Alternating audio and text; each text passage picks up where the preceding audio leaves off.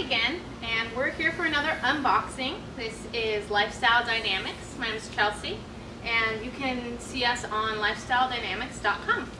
We're going to go ahead and open up this week's box. Alright, a few little recipes from this week's box. And let's see. Alright, we have some lettuce, and of course you can use this for making salads, which is the normal and standard thing. You can also put it in sandwiches and even smoothies.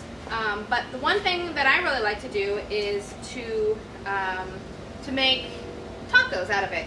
It's kind of like use the shell part as a little wrap, and so that's a really great way to have a meal such as a sandwich or something like that, where you don't want to have the bread or the carbs, but you want to have all the delicious filling. That would be a really great idea. Think about like a pulled pork or something like that. You can use the lettuce, and so that way you don't miss out on all of your favorite sandwiches. Okay, so we're back. We just had a little bit of airplane noise, so we didn't want to have that distraction, so we cut and then we're back now. Alright, so the next thing we have a cantaloupe, and if you smell it, smelling it and kind of pressing in the center, that is of course the best way to tell if it's ripe, and this one smells very ripe. And one of my favorite things to do with cantaloupe is actually an arugula and goat cheese salad, and I actually have that on my recipe, so I'll be sure to include a link to that recipe on my website, and you can give that a try. Alright, let's see. Then we have some nectarines, and these are summer fruits. Again, same with the cantaloupe. You can smell in the center, and if it smells really ripe and then it feels softer to the touch, it gives a little bit of give. That's a great way to tell if it's ripe.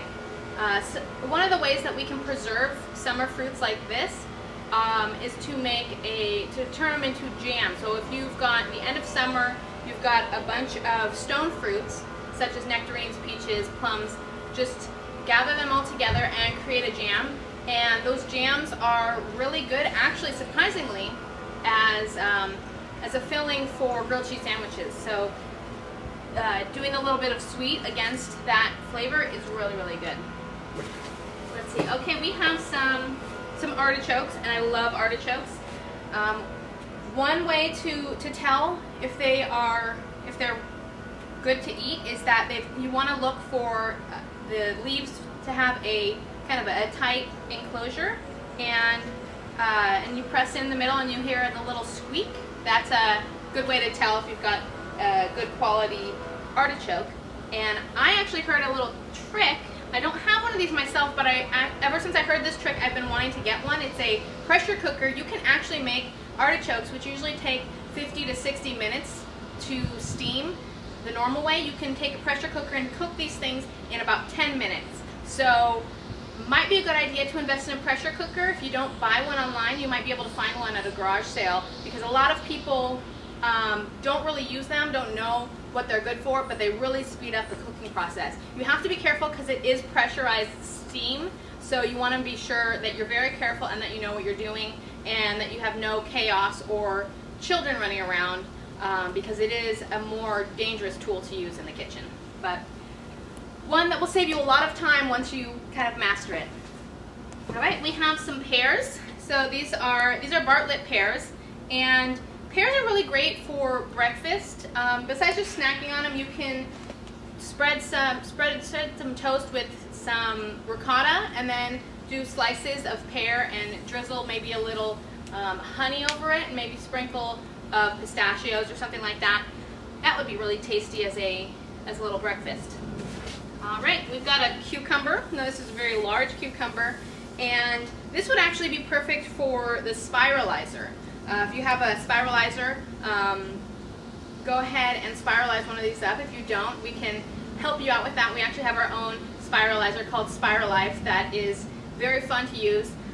So go ahead and you would spiral it up, maybe with some carrots, maybe toss it in a homemade ranch dressing, which we have a ranch dressing recipe that I just love. That's a little bit healthier, doesn't have mayonnaise in it, so it's a little bit more guilt-free than the other version. You could also make, I've seen people take these cucumbers and make kind of like a Thai version of a cucumber salad. So definitely, if you haven't tried spiralizing, it's something that you should definitely give a try to. All right, and the last thing that we have, and when I saw these, I was very fascinated by the idea. Now these are apples, and these are referred to as, let me see, they're referred to as the pink pearl apple. So pink pearl apple, basically they look like they're yellow on the outside, but I guess when you cut into it, and I'll probably do a little bit of a piece on this and take a couple of shots and put them up on the website later, but supposedly you cut into these and they're vibrant pink inside. The actual flesh of the apple, instead of being white like it normally is bright pink. So that would be a really fun thing to do some dehydrated apple chips with, maybe slice them down the middle, or you could also do a tart and you would have a really pretty pink colored tart. So that's just a very interesting type of an apple. So I'm looking forward to checking those out. All right, that's about it. That's all we have this time.